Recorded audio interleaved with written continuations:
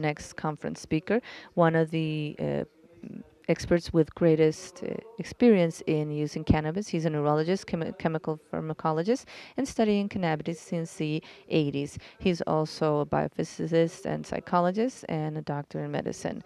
He has specialized in multiple sclerosis, epilepsy, Huntington's disease, and migraines. His presentation is Medical Cannabis at the Crossroads, a Neurologist's Overview. Dr. Dennis Petro, welcome. El nombre de mi presentación es La cannabis medicinal en una encrucijada, visión de un neurólogo.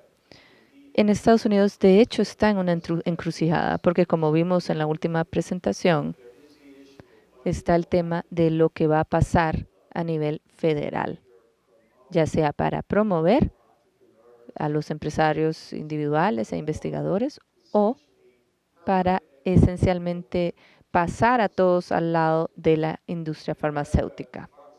En Estados Unidos, la industria farmacéutica genera 394.000 millones de dólares solo en 2014. Esencialmente, los senadores y representantes del gobierno federal necesitan ese dinero para sobrevivir políticamente. Entonces, estamos en una encrucijada. En Estados Unidos tenemos algo que se llama la ley Sunshine, que nos pide que cuando yo o cualquier persona da una conferencia en una cita médica, tenemos que divulgar o comunicar cualquier relación financiera que tengamos con el tema que estamos conversando.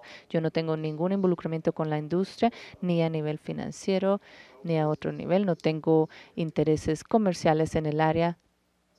Básicamente, todo tiene que ver con investigación nada más. De nuevo, ninguna relación financiera. Esta es la planta en cuestión. De nuevo, quiero enfatizar que es una planta. Hay distintas plantas como la valeriana.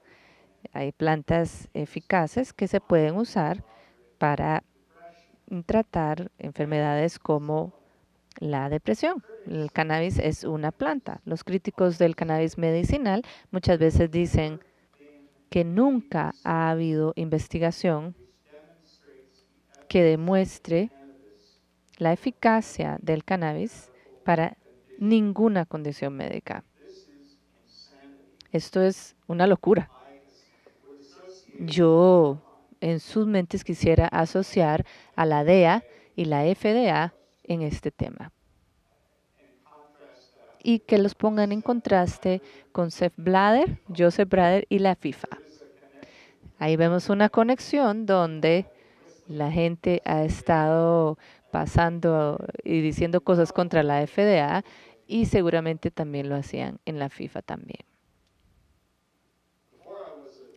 Antes de convertirme en médico y neurólogo, yo estudié ingeniería y biofísica. Entonces quisiera devolverme para revisar muy brevemente algunos de los puntos destacados de la historia del cannabis como medicina. Obviamente 3.000 a 4.000 años de historia y créanme, justo antes del almuerzo no me voy a poner a ver toda la parte de India y China y el uso del cannabis medicinal allá. Pero se les voy a dar mis observaciones médicas que hice yo, que fueron desarrolladas en ensayos y estudios doble ciego y con placebo sobre este tema. De nuevo, voy a mencionar en repetidas veces, en los Estados Unidos tenemos nuestras autoridades reglamentarias o organismos que se encargan de básicamente obstruir la investigación relacionada con cannabis. Nos ponen todas las barreras que puedan. Y por último, en los últimos 20 años, más de 100 pacientes me han pedido que han participado de alguna manera en el sistema de justicia penal allá, que tienen condiciones médicas como SIDA, quimioterapia que causa náuseas, esclerosis múltiple, dolor crónico severo, anorexia. Y voy a mencionar varios de sus casos. para actualizar desde mi última visita a su bello país el año pasado en noviembre. En Estados Unidos, en los 30, teníamos algo que se llamaba la segregación, algo llamado, bueno, obviamente sexismo, racismo, etcétera, etcétera. En 1932, Cab Calloway sacó una canción que se llamaba Reefer Man. En 1936 se dio La locura de Reefer o Reefer Madness, una película en Estados Unidos. Y en 1937 el Congreso de los Estados Unidos creó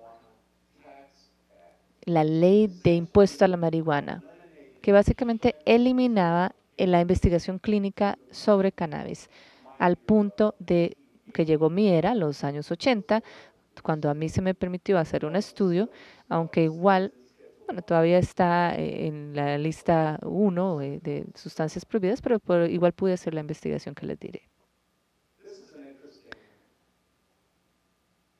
Aquí tenemos unos carteles interesantes. John Wayne, que era un actor famoso, hizo una película que se llama Big Jim McLean, el gran Jim McLean, que filmaron en Hawái y hablaba sobre el elemento criminal de Hawái.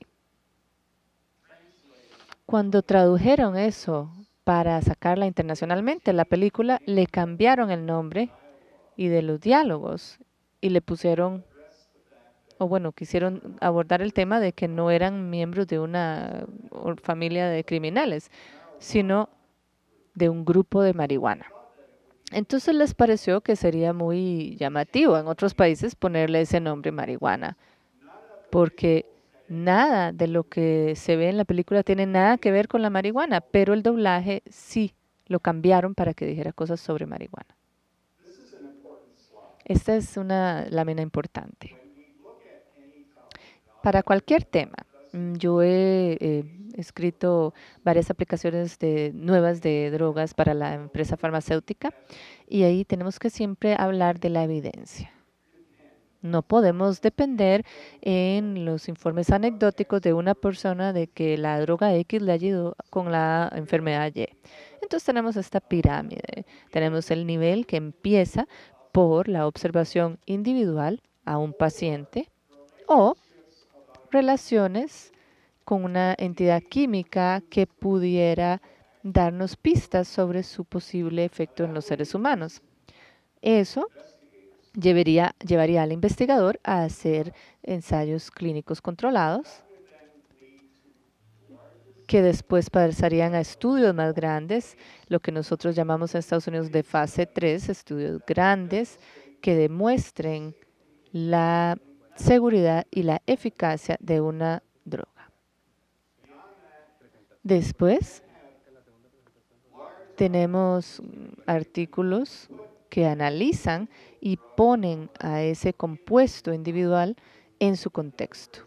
Básicamente, cuál anticonvulsivo funciona en cuáles condiciones, etcétera. Y ahí ya vamos llegando casi a la punta de la pirámide y en la punta está lo que nosotros llamamos en Estados Unidos las revisiones Cochrane, que son revisiones sistemáticas del tema que analizan todos los datos. En el tema de cannabis, ahora ya hemos llegado al pico, a la cima, al punto más alto de la pirámide en lo que respecta al uso de cannabis para tratar síntomas relacionados con esclerosis múltiple y para dar tratamiento a la náusea y el vómito en cáncer y anorexia. Voy a repetir. Ya hemos llegado a la cima. Hemos demostrado la eficacia para esas condiciones en seres humanos. Hemos documentado la evidencia y la hemos enviado a los entes reguladores de Estados Unidos, Canadá, Europa. O sea que tenemos todo lo que se necesita para básicamente eliminar la idea de que nunca ha habido estudios de cannabis demostrando ningún uso terapéutico. Eso es completamente incorrecto. Ahora, aquí yo pongo esta lámina porque mi primera exposición a la cannabis clínica fue durante cuando estaba estudiando para ser médico en Houston, Texas, y ahí veía yo a pacientes que tenían problemas y espasmos relacionados con la guerra de Vietnam y se habían lesionado. Y ellos, era normal que en el hospital de veteranos en Houston fumaran cannabis. Y lo que me pareció también interesante es que en mis investigaciones de doctorado vi a niños con parálisis cerebral que estaban en instalaciones y centros de rehabilitación que les daban galletitas de cannabis para darles el tratamiento a esos espasmos musculares también. Eso lo observé yo en los 60, en 1960, seguro antes de que nacieran sus papás. En este artículo, un paciente con el que yo estuve en contacto que tenía leucemia usó grandes cantidades de cannabis que le permitieron entrar en remisión. Fue la primera paciente adulta con ese tipo de leucemia en entrar en esa etapa de remisión. Los editores de la revista borraron toda referencia que yo puse en el artículo porque dijeron que no era relevante el hecho de que ella usara cannabis para dar tratamiento a sus síntomas y que así pudo aceptar esas dosis tan altas. Eso no se relacionaba con el hecho de que ella fue la primera en entrar en remisión, eso decían ellos. Entonces yo saqué mi nombre de ese artículo.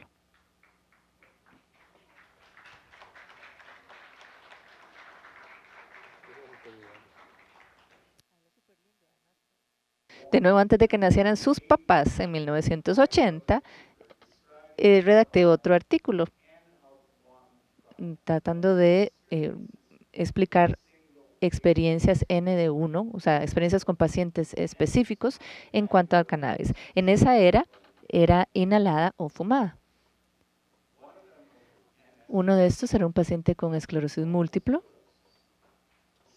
y otro era un paciente con una lesión en la espina dorsal.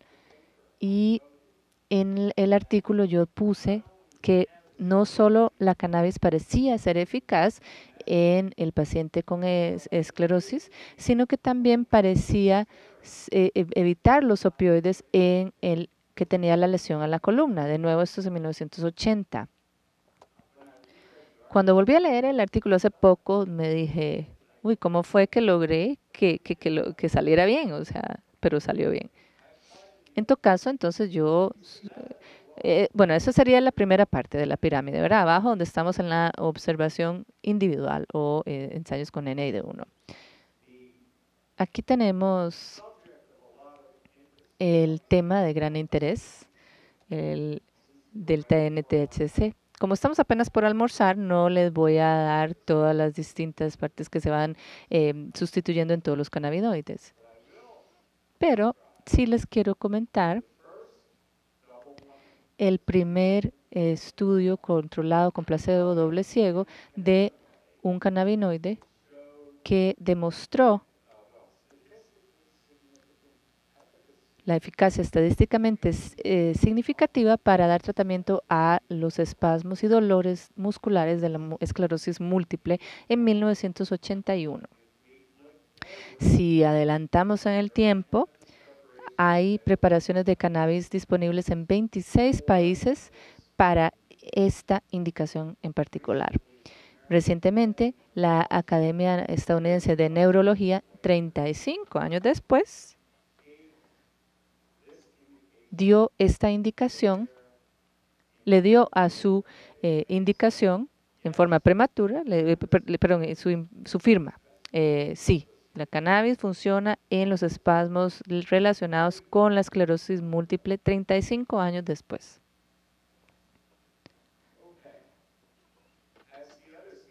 Como los otros conferencistas han dicho, la delta 9-THC posiblemente sea el peor cannabinoide para uso en forma aislada en términos terapéuticos. ¿Por qué? Bueno, porque es el que te hace sentirte drogado. Y tal vez, perdón, Bueno, alguien dijo ahora que hay más de 100 cannabinoides naturales definidos. Pero de nuevo, si vemos la lista de cosas, alguna de esas flechas nos lleva a muerte, convulsión, locura, psicosis, etcétera. Todas son cosas buenas. Antiinflamante, analgésico, antiespasmódico, antináusea o anti... Ninguno dice, si usted se toma este producto, esta sustancia natural, se va a morir. Pero hay gente que anda por ahí hablando, hablando y convenciendo, e incluso salen los medios diciendo esas cosas. Son idiotas.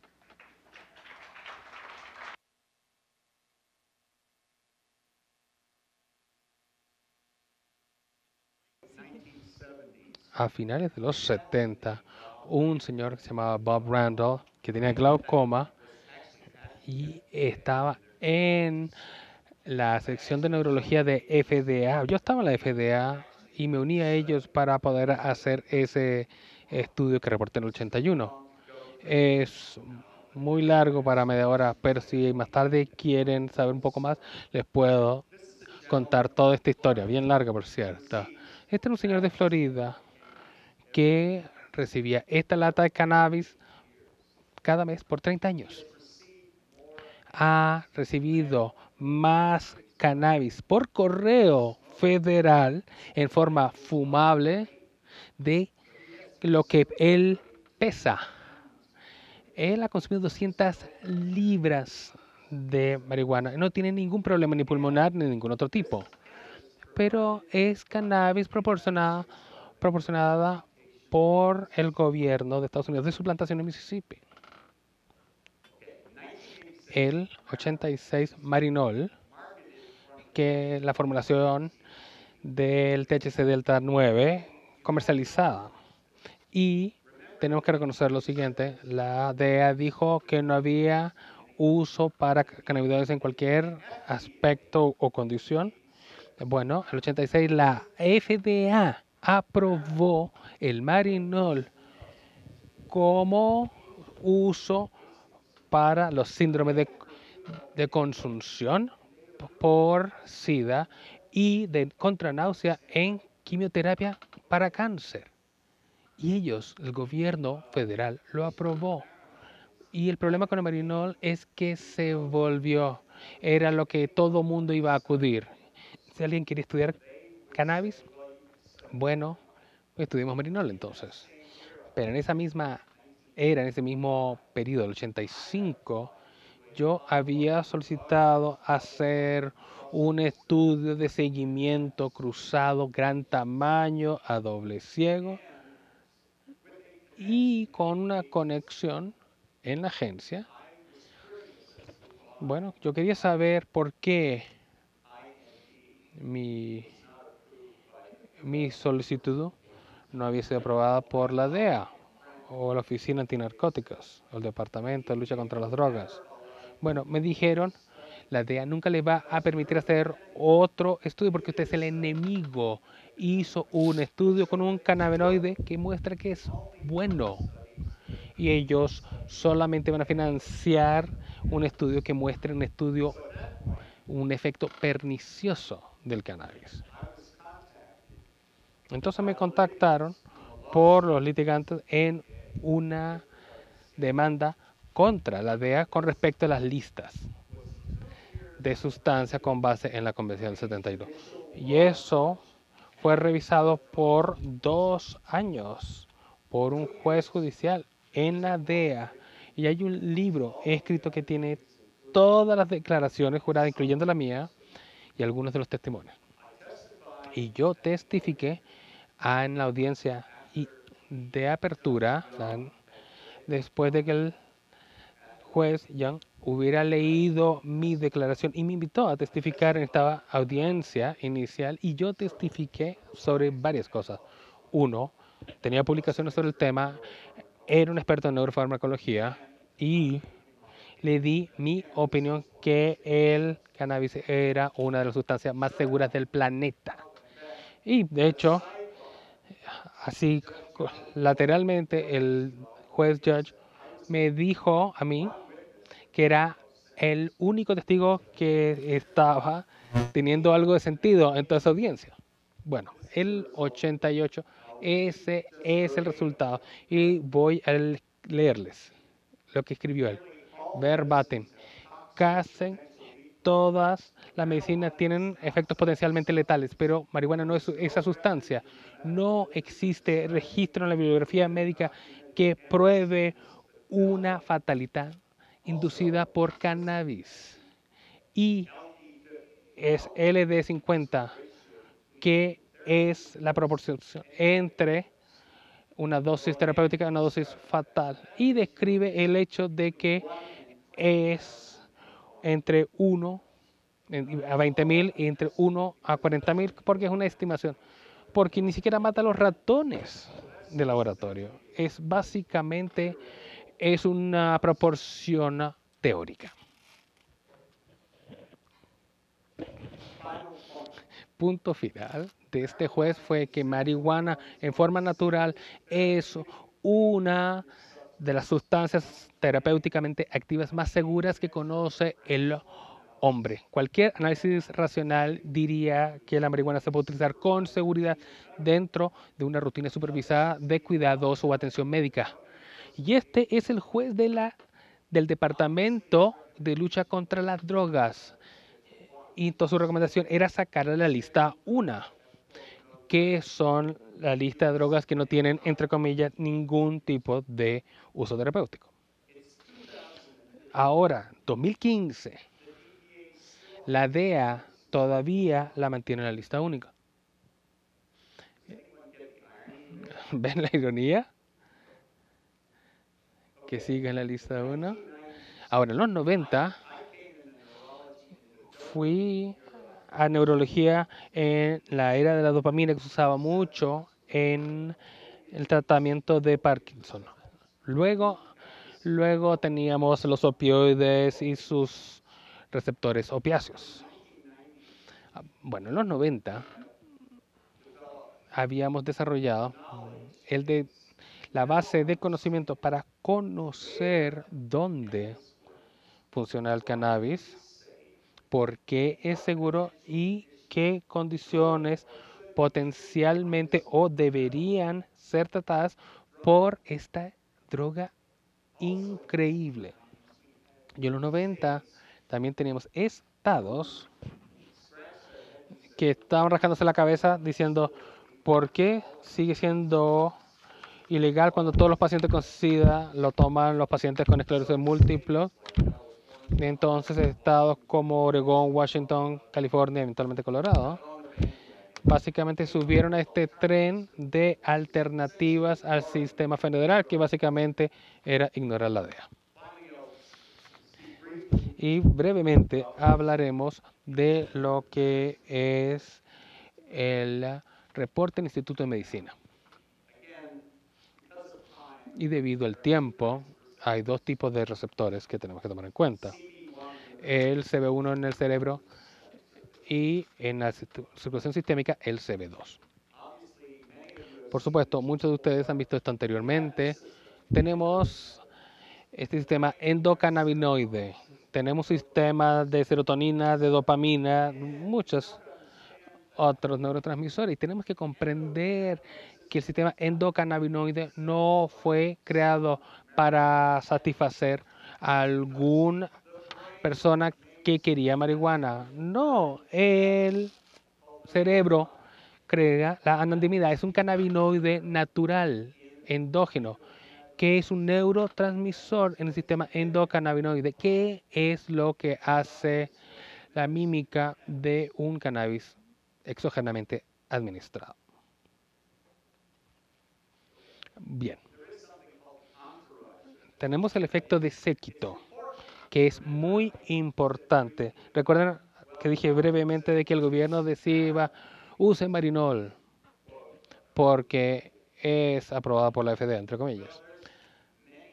Bueno, vean la lista de otros cannabinoides que tienen efectos anticancerígenos, de protección del sistema inmunológico, efecto analgésico y otros efectos positivos. Y el marinol no tiene nada que ver con estos efectos o acciones de sinergia. Esto ya está bastante desactualizado porque la situación está cambiando a medida que más y más estados se suben al tren.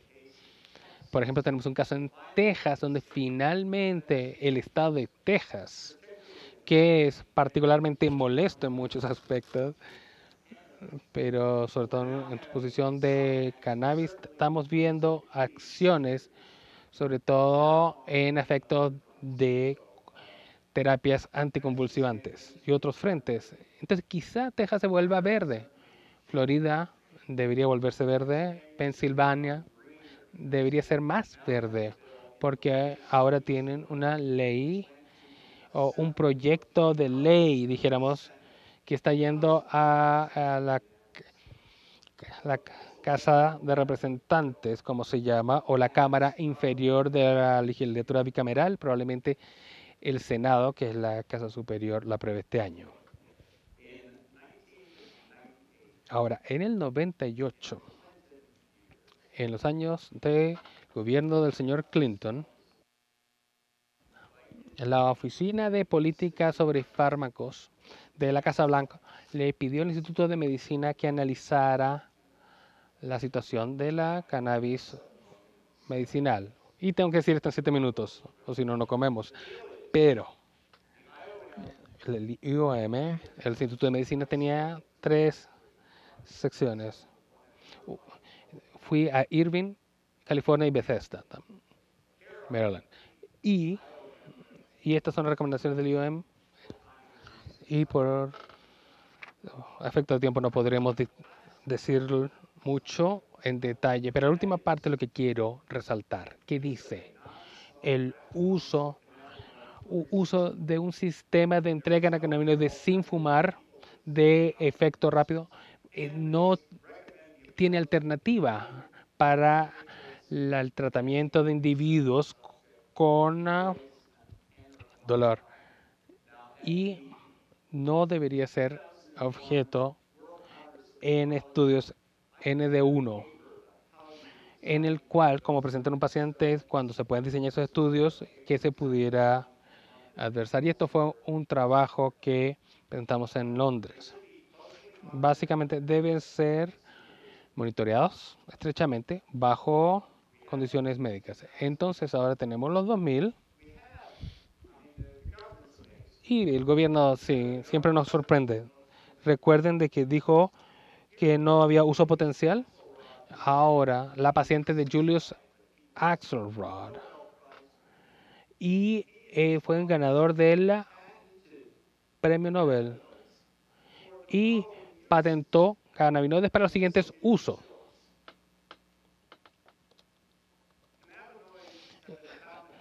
Los cannabinoides tienen propiedades antioxidantes, profilaxis para tratar trastornos oxidativos como enfermedades autoinmunes, inflamatorias, etc. Este es un ganador de premio Nobel que les está hablando. Los cannabinoides además tienen aplicaciones particulares como agentes neuroprotectores. Y esto es lo opuesto a lo que estaban diciendo la DEA, que el uso crónico daría lugar a esquizofrenia y demás. ¿Recuerdan lo que decían? El NIH, el Instituto Nacional de Salud, los médicos que dicen eso, que además dice tiene tratamientos potenciales contra Alzheimer, demencia inducida por VIH y demás. Así que, en los últimos minutos les puedo decir una foto y es otras ironías de Washington DC. Esto es una imagen enfrente del Museo de la DEA.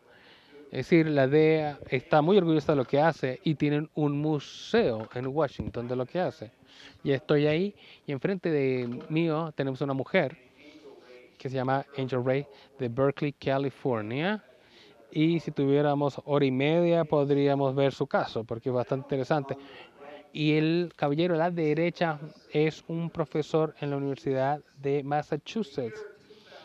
En 2002 presentó una solicitud a NIDA y la DEA para cultivar cannabis para uso médico.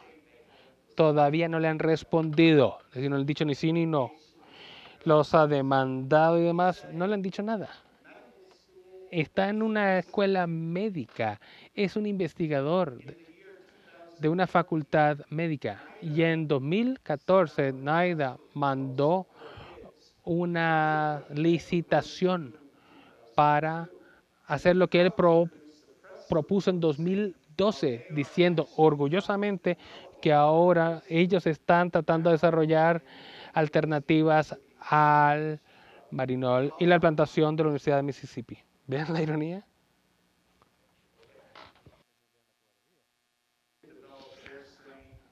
GW desarrolló su cepa y esto es el inserto del producto. Aquí tenemos pacientes que no deberían tener su formulación, con alergias, con enfermedad cardíaca severa, los esquizofrénicos, niños, mujeres embarazadas. Esto fue de un solo paciente, que no tenemos tiempo, pero quiero mencionar estas dos cosas para cerrar. Y esto pasó desde que estamos aquí por última vez en noviembre. Yo llego y testifico en casos judiciales, en litigios. Un señor en Bowman Port Arthur de Texas usaba cannabis para tratar su trastorno convulsivo. Había a los 16 años tenido un accidente, se golpeó la cabeza y terminó con convulsiones y usaba cannabis para tratarlas. Entonces les traía, lo hacía más bien como el aceite de cáñamo y le funcionaba. Así como cuando uno masca tabaco que lo mantiene así por la mejilla. Y presenté un trabajo hace 5 semanas a la Academia Norteamericana de Neurología sobre su caso. Es un estudio ND1, es decir, paciente único, como llamamos. Y a la izquierda podemos ver, ese es él en su estado natural. Eso es en la UTI, un mes después de que lo arrestaron y le confiscaron el cannabis. Casi se murió de falta de su medicina anticonvulsivante. Este caso sigue en limbo legal, pero es un estudio de paciente 1, ND1. Con el fármaco, sonríe. Sin el fármaco, en la UTI, en cuidados intensivos. Segundo caso que presenté en la reunión de la Asociación Psiquiatra de Norteamérica en Toronto, Canadá, hace unos días, y está relacionado con la anorexia. Una mujer de Bruselas va a tener el premio Nobel 2025 por su investigación. Le dije eso en un correo y ella me lo agradeció, pero debido al tiempo no podemos ir a detalles. Este es un señor que con 10 años se le había diagnosticado anorexia. Es un judío askenazi que tiene la mayor incidencia de anorexia. Es un defecto genético, básicamente. Comenzó a utilizar cannabis y lo hace usando por los siguientes 33 años. Solamente voy a decir de que lo arrestaron porque está usando cannabis